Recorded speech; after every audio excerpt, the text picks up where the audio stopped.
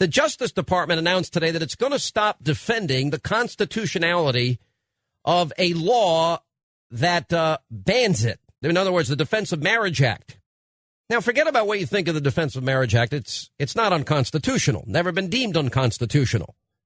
But the administration is defending a law that is flatly unconstitutional. That's the Patient Protection Affordable Care Act, Obamacare.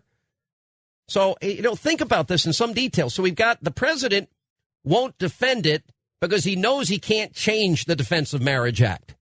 You got Democrats in Wisconsin, Indiana, hiding out of state. They're not going to take a vote because they know they're on the losing end of the issue.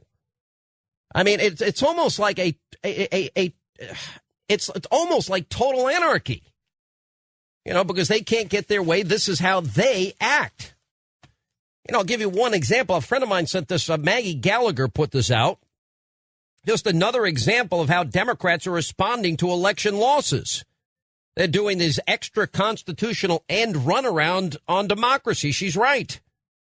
They couldn't repeal the Defense of Marriage Act. He couldn't get it passed legislatively. So he just basically as goes out there and unilaterally declares it done. It's the equivalent of Wisconsin Democrats running away so they don't lose votes.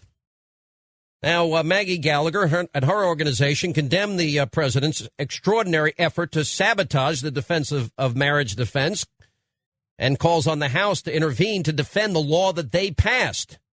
We have not yet begun to fight for marriage, said Brian Brown. The Defense of Marriage Act defines marriage for federal purposes as one man, one woman, and clarifies that states do not have to recognize gay marriage performed in other states. Passed in 1996, bipartisan majorities signed into law. The practical effect of Obama's failure to defend it would be to leave a federal trial court's decision unreviewable by higher courts. Well, excuse me, Mr. President, but give me a break.